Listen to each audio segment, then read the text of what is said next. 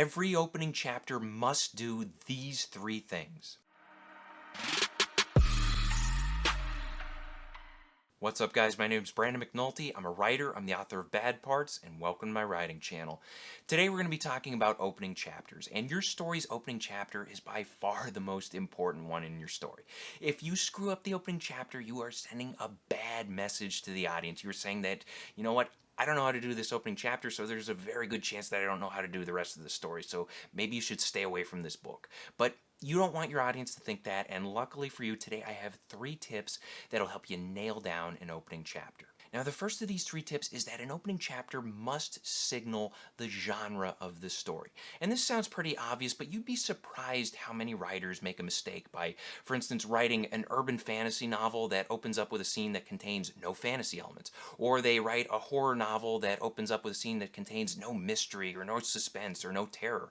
Or they write a thriller novel that opens up without any thrills. I mean, there are so many writers who make the mistake of just writing a very basic chapter that doesn't hint at the actual genre of your story, and you don't want to do that. You want your readers to know right up front that if they, for instance, are looking for a fantasy novel, that they are going to get fantasy and that they are in the right place. Now take a look at these examples. If you're writing a sports movie, for instance, something like Rocky, you want to show some sporting event at the very beginning, or show some athletes, and this is what Rocky does. We get introduced to the story through a boxing match. If you're writing a space opera, something like Star Wars, you want to signal to your readers that, hey, guess what? This takes place in outer space, and there's going to be intergalactic conflict going on.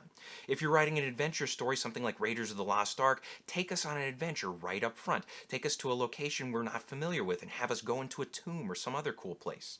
If you're writing a sci-fi horror story, something like Jurassic Park, make sure that in that opening scene we get some sci-fi elements, something like dinosaurs in contemporary times. Also make sure we get some horror elements, like, for instance, a victim being taken away by those dinosaurs. And if you're going to be writing a superhero crime movie, something like The Dark Knight, open up the story by showing a crime being committed, preferably by a character who's a little unusual. So again, this might sound like obvious advice, but you do need to signal to your audience right up front that if they are looking for a specific genre, they will get that specific genre. The number 2 tip, make sure your opening chapter includes either the hero or the villain of the story, and also clue us in on what these people do for a living.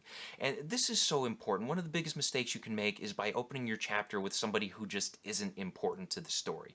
If you are sending a message to the reader, the message you want to send right up front is that this story is serious, and it's serious because we're getting the important people right out there, right in front of your eyes, and you see what they're doing, what they do for a living, what kind of situation they're in, those kind of important things. And all the examples that I talked about in the previous tip do this. For instance, Rocky opens up with Rocky Balboa fighting in the boxing ring. We see right off the bat, okay, he's a boxer, he's not a very glamorous boxer, he's fighting at a club, his own manager calls him a bum, he's got a lot of things to overcome, but we get a sense of who he is, what he does for a living, and what his situation is. Then in Star Wars, we're introduced to our villain right off the bat. We see that Darth Vader is the commander of the Imperial fleet. We see that he gives orders, he makes threats, and he wants those stolen data tapes. He is a force in this opening scene, and he is an imposing villain. In Raiders of the Lost Ark, we see that our main character, Indiana Jones, is an archaeologist, and not only that, he's an archaeologist who isn't afraid to get his hands dirty. He'll go into a dangerous tomb in order to obtain a valuable artifact. In Jurassic Park, we don't exactly see the villain in this opening scene, and that's because the villain is John Hammond, who appears a little later in the story. But we do see an extension of John Hammond, and that extension comes in the form of the dinosaur, the threat in the opening scene, the antagonistic force. So this works here, and it's something to keep in mind that if you can't show your villain early on for some reason, you can often use like a henchman or some other extension, some other means that the villain uses to attack people or to hurt the heroes in the story. And then finally, in The Dark Knight, the opening scene introduces us to the Joker. We see him, he's the main villain, he's this strategic criminal, and I also want to point out that in the very next scene we get introduced to Batman, and if you are opening up your story with the villain, it helps if you follow it up by introducing the hero right after, so it's just something to keep in mind. Now, my third and final tip is that your opening chapter should serve as a sort of novel in miniature. What this means is that the opening chapter should act as a sample for the rest of the story in terms of things like tone and even plot. Now, I think the best way to illustrate this is by pointing out how there are a lot of different horror movies out there that open up with those tragic openers where maybe a kid goes into a haunted house and gets grabbed by ghosts or monsters or whatever.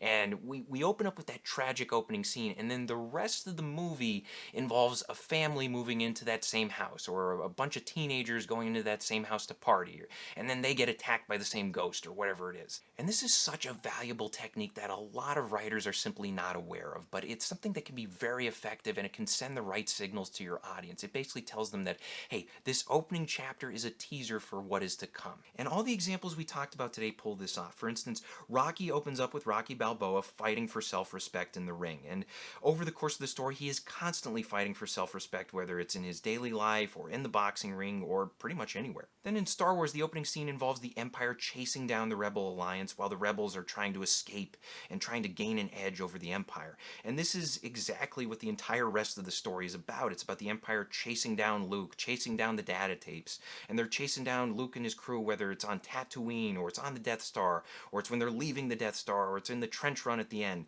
until the very end when the rebels finally do gain an edge thanks to the data tapes. In Raiders of the Lost Ark, the opener involves Indiana Jones obtaining something valuable and then having it taken away from him by his rival Belloc.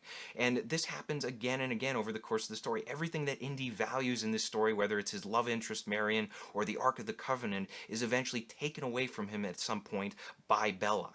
In Jurassic Park, the opening scene involves a theme park bringing dinosaurs into the world and thus endangering human life. And of course, the rest of the story is about humans running away from these dinosaurs that have been brought into the world. And then finally, in The Dark Knight, the opening scene involves the Joker creating chaos and leaving it up to Batman to restore order. And of course, the rest of this story is a constant back and forth, punch and counterpunch between the Joker and Batman. So the important thing to take away from this video is that when you are setting out to write your opening chapter, you want to hit on these three major fundamentals. You want to make sure that your opening chapter conveys the genre of your story, and you want to have it introduce either the hero or the villain of your story, and you also want to clue us in on what they do for a living.